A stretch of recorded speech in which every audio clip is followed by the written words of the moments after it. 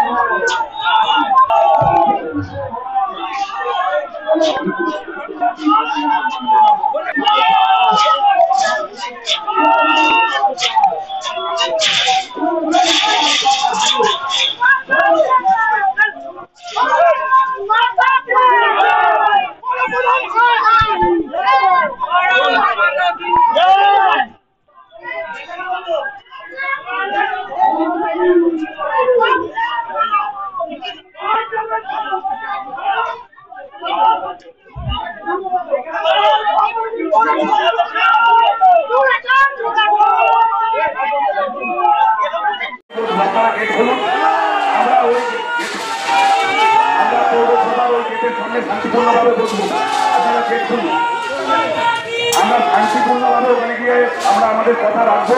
আপনারা গেট খুলুন। এইভাবে বিশৃঙ্খলা তৈরি করবেন না। প্রশাসনের কাছে আমাদের আবেদন, এইভাবে আপনারা বিশৃঙ্খলা করবেন না। এখান থেকে নানান রকম ভাবে আমাদের সরকারদের এবং উচ্ছেদ করার পরিকল্পনা চলছে। সুতরাং আমাদের ওখানে গিয়ে আমাদের শান্তিপূর্ণ আমাদের দাবি রাখতে দিন। আপনারা গেট খুলুন, আপনারা গেট খুলুন, আমাদের শান্তিপূর্ণভাবে আমাদের দাবি রাখতে দিন। আমরা কোনো রকম এখানে অশান্তি করতে আসিনি। অযথা এই ধরনের পরিবেশ সৃষ্টি করবেন না। প্রশাসনের কাছে আমাদের আপনারা গেট খুলুন। ওখানে লাগানোর জন্য নয়। হ্যাঁ চলো।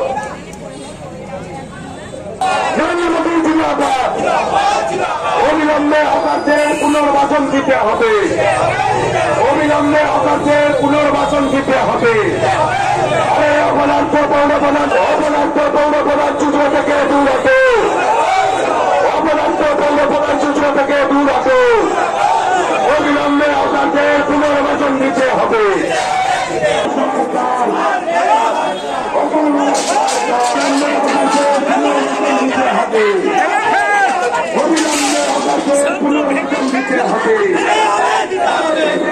দাদা, একটি ভিডিও সমাজ মাধ্যমে ভাইরাল হয়েছে। সেখানে দেখা যাচ্ছে গত 3 দিন আগে হুগলি চুঁচুড়া পৌরসভায় রাস্তা দখল মুক্ত করা নিয়ে বিজেপি যুব মোর্চার তরফ থেকে একটি বিক্ষোভ অনুষ্ঠিত হয়েছিল। সেই বিক্ষোভের মাঝেই দেখা গেছে এক বিজেপি কর্মীর ওপর ঘাড় ধাক্কা দিচ্ছে। কি বলবেন? খুবই দুঃখজনক ঘটনা। যে কোনো রাজনৈতিক দলের অধিকার আছে তার প্রচার করার, তাদের সম্মান জানানো। যে কোনো দলের রাজনৈতিক কর্মীকে তার সম্মান জানানো উচিত। এই ধরনের কাজ নিন্দনীয় এবং খুব নিন্দনীয় শুধু নয়, এই ধরনের কাজ যাতে সমাজে না হয় এদিকে সবাইকে আমরা নজর রাখবো। কি নাম আপনার? সুদর্শন বোস, AIPF। যে একজন বিজেপি কর্মীর ওপর একজন বিজেপি কর্মী ঘাড় ধাক্কা দিচ্ছে, এই ঘটনা কতটা সত্যিতা আছে? ঘটনাটা তো সত্যি আছে কিছুটা। ঘটনা আমার সাথে ঘটেছে। জেলা সাংগঠনিক যুব মোর্চার সাধারণ সম্পাদক যিনি ঘটিয়েছেন, এবং তার আগে আমি সারাক্ষণ সেই কার্যক্রমের সঙ্গে যুক্তও ছিলাম। ওই ঘটনার পরে আমার সম্মানে লাগে এবং আমি ওখান থেকে বেরিয়ে চলে আসি। তার আগে অনেক ভিডিওতে দেখা গেছে আমি যতটুকু রাজনৈতিক কার্যক্রমে থাকি, ফ্রন্ট পজিশনে থাকি, হয়তো এটা অনেকের বীর্যে আমাদের মতন বাঙালি ছেলে যারা ভারতীয় জনতা পার্টিটাকে মন দিয়ে ভালোবাসে, হয়তো অনেকের কাছে সেটা খারাপ মনে হচ্ছে। 72 ঘন্টা আজকে স্টিল নাও কেটে গেছে, এখনো পর্যন্ত দলের উচ্চতর নেতৃত্ব এই বিষয়টা নিয়ে কোনো স্টেপ নেয়নি, এবং আমিও এই বিষয়টা নিয়ে তাদের জানানোর পর থেকে উল্টে দেখলাম দোষটা ওনারা বদলে চাইছেন নাকি আমার, কারণ আমি ওখানে পড়ে গেছি তার গায়ে। তারপরে তার হাত চালানোটা আমার মনে হয় এটা উচিত ছিল না। আর এটা সংবাদ মাধ্যমে বা সোশ্যাল মিডিয়ায় ভাইরাল কী করে হলো সেটাও আমি ঠিক বলতে পারবো না, কারণ আমি দলের ওপর ছেড়ে দিয়েছিলাম। দল যেটা ভালো মনে করবে তাই করবে, এবং যেখানে রাজ্যের সব নেতৃত্বরা, উচ্চ নেতৃত্বরা যেখানে বলছেন যে প্রকৃত সম্মান সবাইকে দিতে হবে। দেখুন, আমি তো একটা কর্মী, সব কিছুতে যে কোনো আন্দোলন বলুন, বিক্ষোভ কর্মসূচি বলুন বা দলীয় যে কোনো প্রোগ্রামে বা অনুষ্ঠানে সামনে থেকেই থাকি, এবং থাকার পর যদি এরকম ঘটনা, এর আগেও একবার সাধারণ সম্পাদক জেলার যিনি ছিলেন মহিলা সাধারণ সম্পাদিকা এই ঘটনা ঘটিয়েছিলেন, তখনও জেলা সভাপতি চুপ ছিলেন, এখনও জেলা সভাপতি চুপ। হয়তো জেলা সভাপতির 4টে চেয়ার হয়তো অন্য কেউ রেখে দিয়েছে আটকে, তাই জন্য হয়তো তিনি চুপ। আর এর থেকে বেশি কিছু বলার দরকার। তবে আমাদের মতন যারা বিজেপি কর্মী বাঙালি ছেলেরা করে, তাদের এবার একটু ভাবার দরকার আছে বিজেপিটা আমরা কেন করছি। চিন্তা ভাবনা এসছে, এমন একটা দিন গেছে 3 দিন বাড়ির বাইরে, আজকে প্রথমবার বাড়ির বাইরে বেরিয়েছি, ভাল লাগছে এই বিষয়টা নিয়ে। আমি খুব মর্মাহত, আশাহত। কি নাম আপনার? শাশ্বত ব্যানার্জি। একটা ভিডিও সমাজ মাধ্যমে খুব ভাইরাল হয়েছে, সেখানে দেখা যাচ্ছে যে কিছুদিন 3 দিন আগে পৌরসভায় বিজেপি যুব মোর্চা কর্মীরা বিক্ষোভ দেখিয়েছিল রাস্তা দখল মুক্ত করতে। সেই ভিডিওতে একজন বিজেপি কর্মীর ঘাড় ধাক্কা দিচ্ছে আরেক বিজেপি কর্মী, কি বলবেন? কিন্তু দলটাই তো এরকম। হ্যাঁ, দিলীপ শুভেন্দুকে দেয়, শুভেন্দু দিলীপকে দেয়, এরাও এদের মধ্যে দিচ্ছে। এটা নিয়ে ভাববার কি আছে? এই দলটাই ঘাট ধাক্কার দল, নিজেদের মধ্যে ধাক্কাধাক্কি করে, মানুষের জন্য কিছু করে না।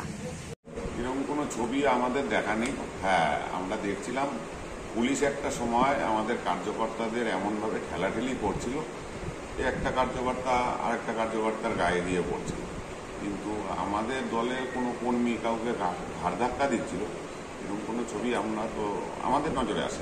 কোনো কিছু আমাদের নজরে পড়েনি। এক, দ্বিতীয় কথা, দেখুন ওখানে যদি আপনারা যদি মাইকিং দেখে থাকেন আমাদের, তাহলে আমরা বরাবরই একটাই কথা বলছিলাম যে পুলিশ প্রশাসন যে পরিবেশটা সৃষ্টি করছিল এতে বিশৃঙ্খলা তৈরি হতে পারে। সুতরাং সেটাই আমাদের ইয়ে ছিল যে বারবার এই ধাক্কাগুলো দিচ্ছিল, যেমন কিছু মেয়ে ছেলেকেও ধাক্কাধাক্কি করেছে। তো আমরা তো পরিকল্পিত আগে থেকে আমরা জানিয়েছিলাম, পৌরসভার পৌরপ্রধানকে জানিয়েছিলাম আমরা আগে থেকে যে আমাদের অমুক দিন আমরা আসবো স্মারকলিপি প্রদান করতে হকারদের বিষয় নিয়ে।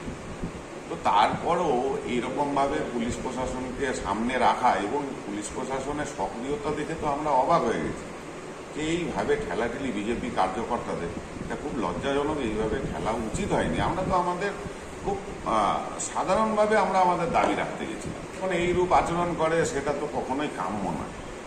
না, আপনাদের নিজেদের মধ্যেই দেখা গেছে বিষয়টা। এবার দেখা যায় ওই একটা ভিড়ের ভেতরে কোথাও একটা ঠেলাঠেলির পরিস্থিতি তৈরি হচ্ছে, সেখানে এক কার্যকর্তা আর এক কার্যকর্তার গায়ে গিয়ে পড়বে, এটা তো অস্বাভাবিক কিছু নয়, এটাই তো স্বাভাবিক হয়ে থাকে। তারপরেও আমরা এগিয়ে গেছি এবং আমরা গেট খুলে আমরা স্মারকলিপি আমরা প্রদান করেছি, আমরা পৌরসভার ভেতরে আমরা অবস্থান করেছি। কিন্তু সেই ঘটনার পর থেকে সেই বিজেপি কর্মী কিন্তু আর বিক্ষোভে থাকেনি, তিনি বলছেন। বিজেপি কর্মী বিক্ষোভে থাকেনি? হ্যাঁ, সেই অপদস্থ হওয়ার তার সম্মানের রাখতে সেই বিক্ষোভ তো স্বাভাবিক। এরকম ঠেলাঠুলি আমরাও খেয়ে থাকি। এখানে যদি এরকম ভাবে যদি দেখে যে হ্যাঁ ব্যক্তিগত আমার কাছে ঠেলা এসছে, ওখানে ব্যক্তিগত কোনো কর্মী তো যায়নি, একটা বিজেপি দলের কার্যকর্তারা সকলে গিয়ে ওখানে উপস্থিত হয়েছে। একটা পরিবেশ এমন সৃষ্টি হয়েছিল যেখানে ঠেলাঠেলি সবকিছু চলছিল, আপনারা তো সামনেই ছিলেন, আপনাদের সামনেই চলছিল। প্লাস সামনে তৃণমূলের লোকজন গেটের উপরে দাঁড়িয়ে কটূক্তি করছিল, সেগুলোও আপনারা লক্ষ্য করেছেন। তার ভেতরে পুলিশের এরকম ঠেলাঠেলি, সেখানে একটা এরকম পরিবেশ সৃষ্টি হয়েছে, সেই পরিপ্রেক্ষিতে এরকম জিনিস হয়েছে, সেটা এরকম ব্যক্তিভাবে নিয়ে নেওয়া আমার মনে হয় না বুদ্ধিমানের কাজ।